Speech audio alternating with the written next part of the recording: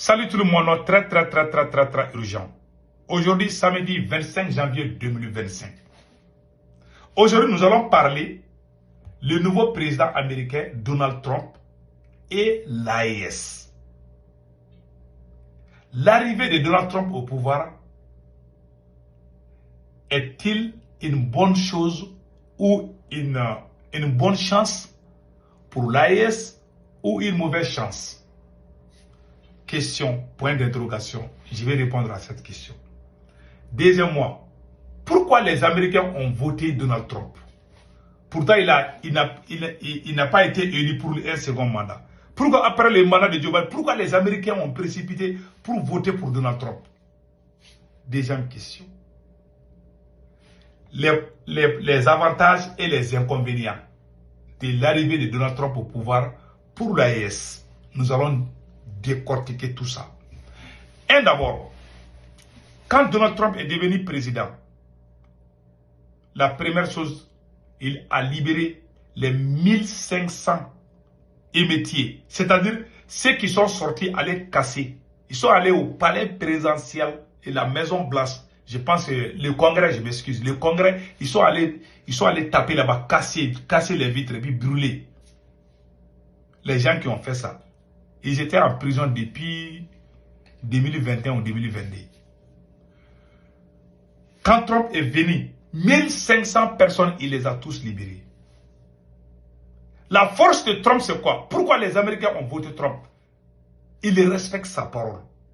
Trump n'est pas un politicien. C'est que les gens, c'est un businessman. Trump aime le business.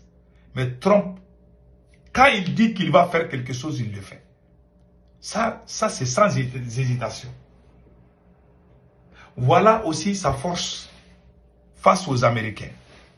Imaginez le jour que Donald Trump est venu au pouvoir. Il a tout, c'est-à-dire, tout, c'est-à-dire que tout ce qu'il a promis, il a tout signé et mis tout en vigueur.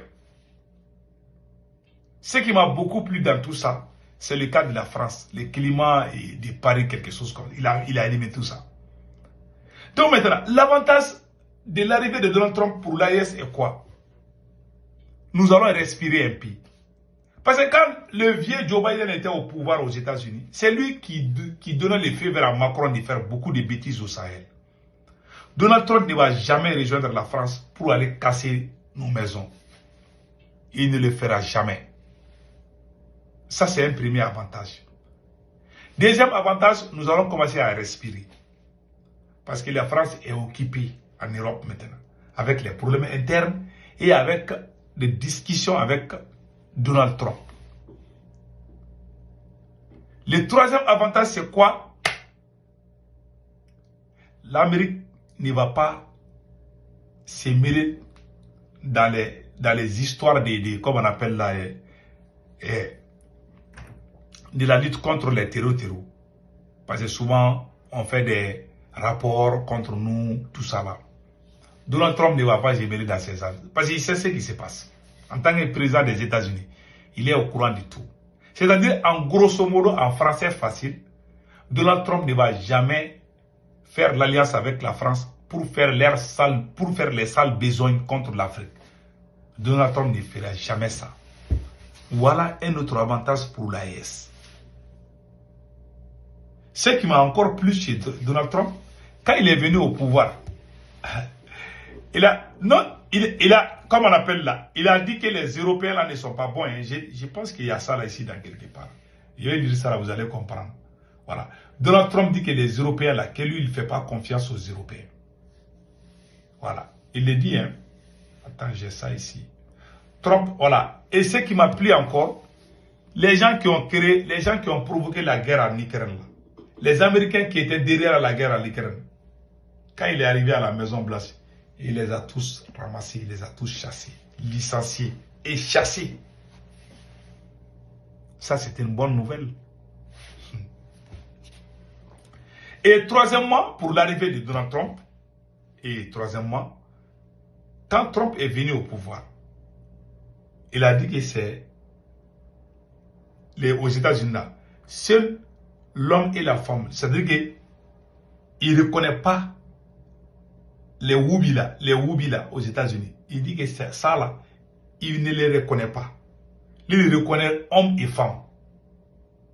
Mais les histoires de quoi là, même les drapeaux les drapeaux des Woubila qui sont dans les ambassades là, il a interdit tout ça. Il a tout interdit. Ce monsieur est venu pour travailler. Et encore, il a fait d'autres choses impressionnantes que je vais lire ça tout de suite.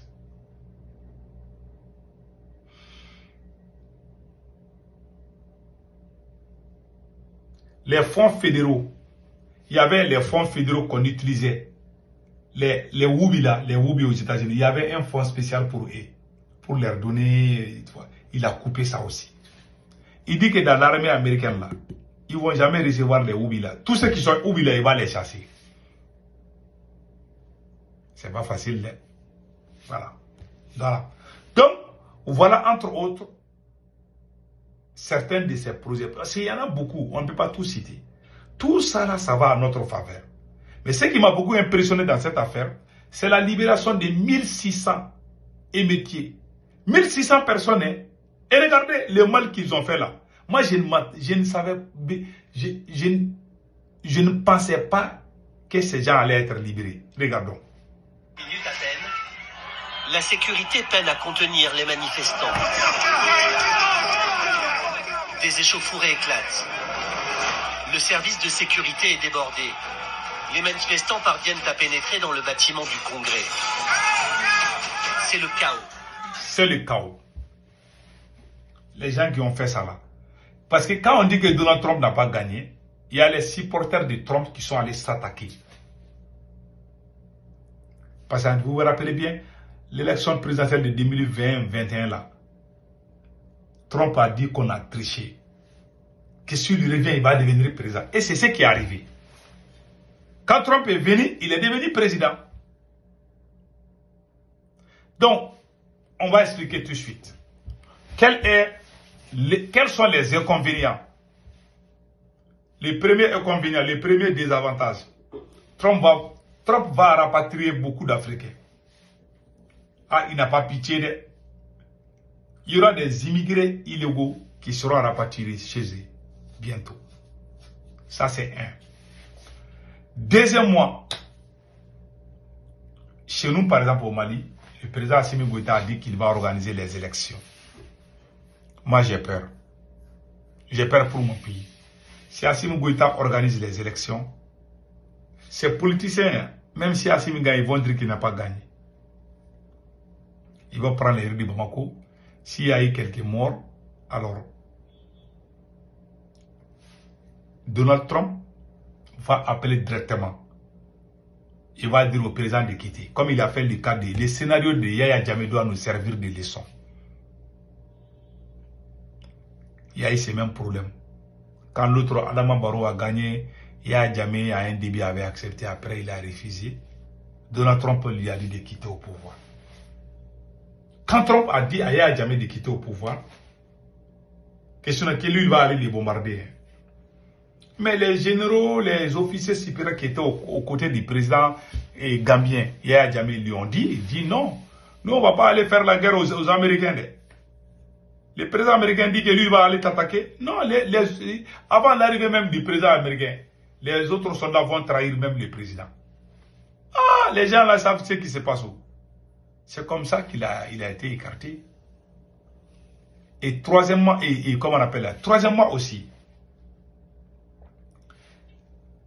et si jamais, je dis bien si jamais, on ne fait pas attention, le président Donald Trump est imprévisible. Il est imprévisible. Tu vois les faux rapports qu'on nous montre chaque fois là. Vous vous rappelez bien, quand Trump était au pouvoir, il a bombardé la Syrie une fois. Quand les gens des droits de l'homme ont dit que le président syrien est en train de massacrer les civils. Parce que tous ces présidents qui se succèdent là, ils défendent toujours les droits humains, quoi là. Si jamais ces choses-là arrivent chez nous là, il est capable d'aller là-bas, il va intervenir. Donc prions le Tout-Puissant Allah qu'il soit éloigné de nous. C'est tout ce que moi je peux dire. Trump est bon, hein, mais il a des côtés négatifs qu'il faut dire ça là aussi. Donc voilà, faisons beaucoup attention. C'est un bon président. Il a fait de bonnes choses. Il a pris de bonnes décisions. Mais il est imprévisible. Il peut te faire rire et puis il te fait pleurer aussi. Donc faisons attention, faisons beaucoup de prières. Qu'Allah le Tout-Puissant nous protège tous contre les complots. Passez un excellent week-end. Ciao, ciao.